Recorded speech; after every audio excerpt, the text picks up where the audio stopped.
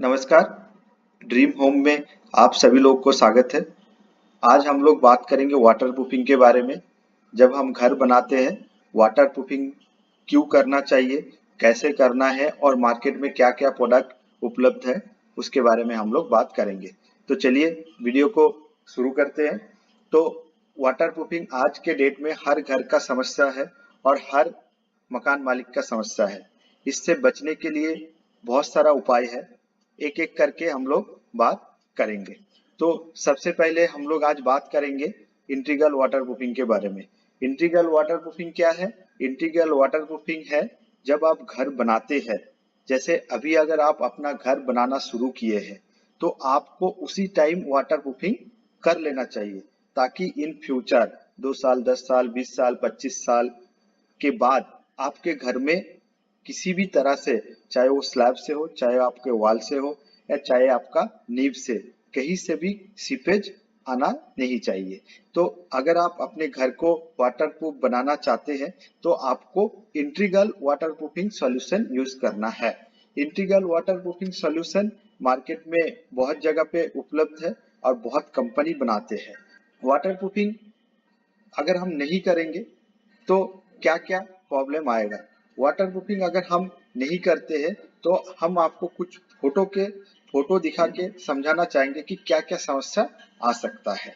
तो इस फोटो में आप देखिए, 4 फोटो मैंने डाला हूँ यहाँ पे। तो इस 4 फोटो में आप देख सकते हैं, एक जो ऊपर वाला लेफ्ट वाला जो फोटो है उसमें आप देखिए, जो पेंटिंग था उसमें जैसे ब्लैक ब्लैक कलर का धब्बे आ गया है और बहुत ही गंदा लग रहा है। नेक्स्ट फोटो में आप देखेंगे, स्लैब से जो है प्लास्टर गिर गया है और स्लैब का जो आप रेनफोर्समेंट डाले हैं वो भी आपका जंग लग गया है। तीसरे फोटो में आप देखेंगे, प्लास्टर झड़ने के बाद रॉड में जंग लग गया और वो धीरे धीरे जो है रॉड का जो मोटाई होता है वो भी कम हो रहा है। और चौथे फोटो में आप अपने घर में हमेशा देखते हैं, टॉयलेट के वॉल में या किसी भी वॉल में पेंट जो है पपड़ी जैसा बन जाते हैं। तो सबसे पहले समझेंगे कि इसका कारण क्या है, क्यों ये प्रॉब्लम घर में आता है।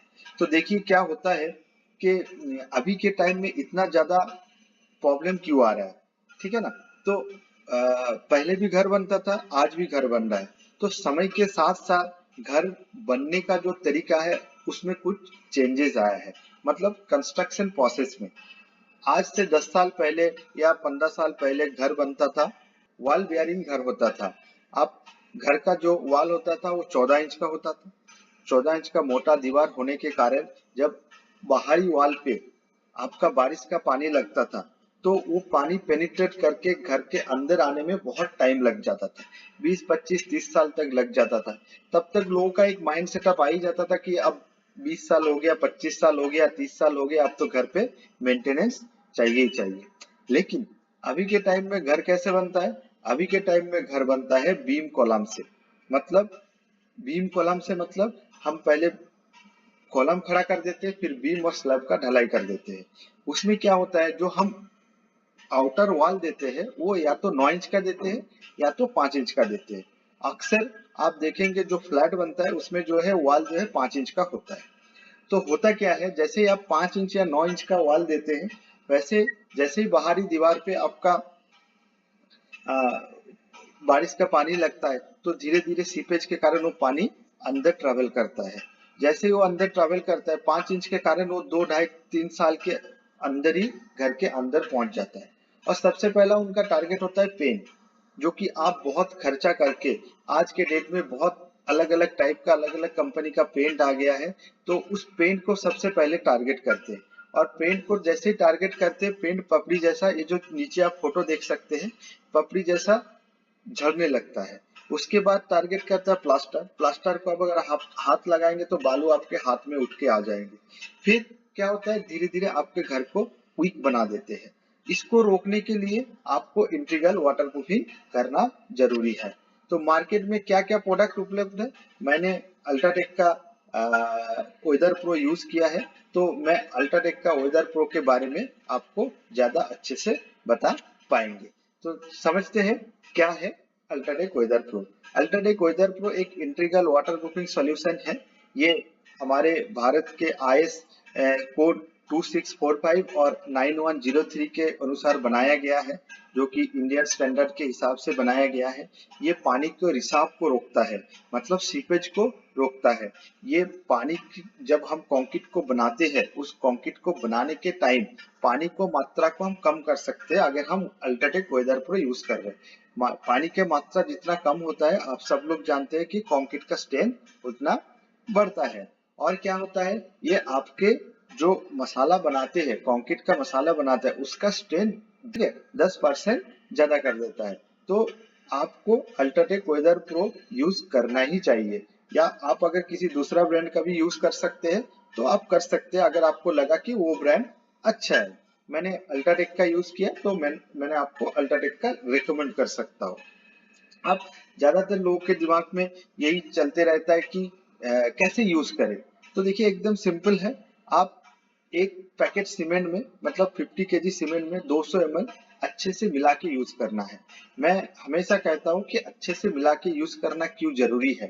देखिए जब ढलाई होता है तो ढलाई के टाइम जो मिस्त्री होता है, मिस्त्री मतलब स्किल्ड लेबर हो जाता है, जो स्किल्ड लेबर है वो छत पे चला जाता है फिनिशिंग करने के लिए, और जो गिट्टी सीमेंट पानी लिक्विड डालते वो अनस्किल्ड लेवल होता है। तो उसमें क्या होता है, अब बोल के तो जाते हैं कि सॉरी आप बोल के तो जाते हैं कि आप एक पैकेट सीमेंट, उसके साथ साथ जैसे M20 ग्रेड का जो मसाला होता है 1.5-3 का होता है, 1.5-3 के अनुसार आप सीमेंट सैंड एग्रीगेट डालिए, उसमें एक पैकेट सीमेंट में 200 ml लिक्विड डालिए। लेकिन अक्सर लेबर ये गलती करते ही रहते हैं कि एक पैकेट सीमेंट में 200 ml डालना है तो कभी भूल जाता है, कभी ज्यादा डाल देता है।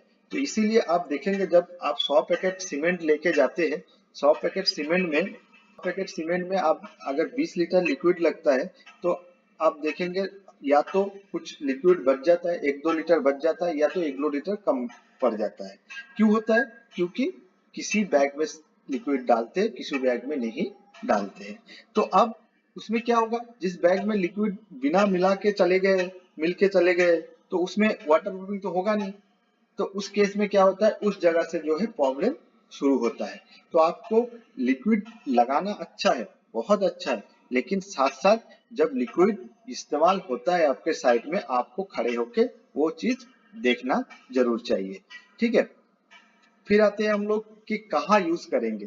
देखिए सीलन आपको पूछ के नहीं आएगा कि मैं इधर से आऊंगा।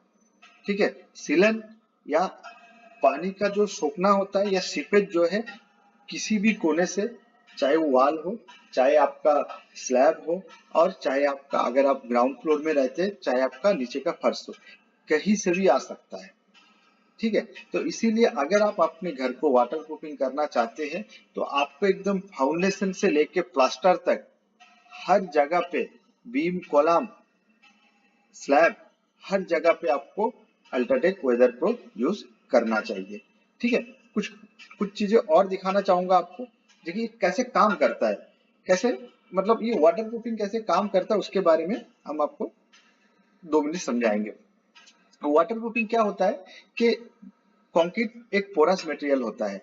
ठीक है, अगर आप उसको अच्छे से वाइब्रेट करेंगे तो जो पोर होता है, बहुत ही फाइन पोर होता है, वो जो है आपका धीरे धीरे क्लोज हो जाता है। लेकिन आज के टाइम में आपको पता है हर जगह पे ह्यूमन एरर होता है, तो वाइब्रेटर उतना अच्छे से नहीं करते हैं, या करते भी है तो कुछ कुछ जगह पे छूट जाते हैं। जहां पे छूटता है वहीं पे कुछ पोरस पोर रह जाते हैं, उसके कारण पानी जो है धीरे धीरे अंदर आते हैं।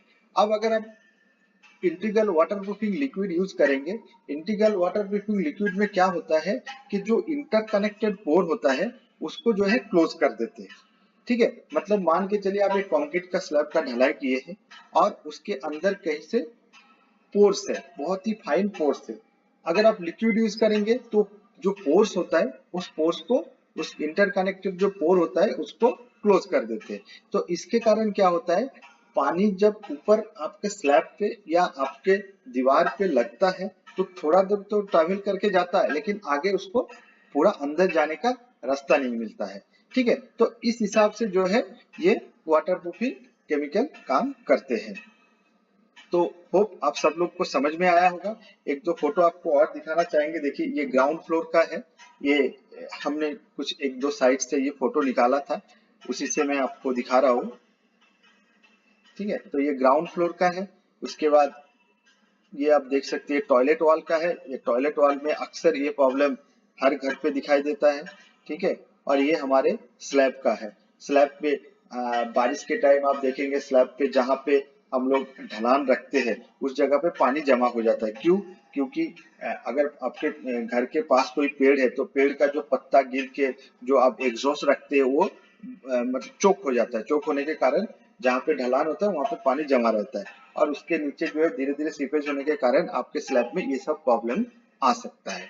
ठीक है, तो होप आपको समझ में आया होगा। आगे फिर नए एक प्रोडक्ट के साथ आप लोगों के साथ मुलाकात होगा। Thank you. अगर वाटर प्रूफिंग रिलेटेड कोई भी आपके घर का समस्या है, आप कमेंट में पूछ सकते हैं। मैं आपको कमेंट में ज़रूर जवाब दूंगा। इसके लिए कोई फीस नहीं लगेंगे, ये एकदम फ्री ऑफ कॉस्ट है। बस आप लोग से रिक्वेस्ट ये है कि हमारे चैनल को प्लीज़ सब्सक्राइब कर दीजिए।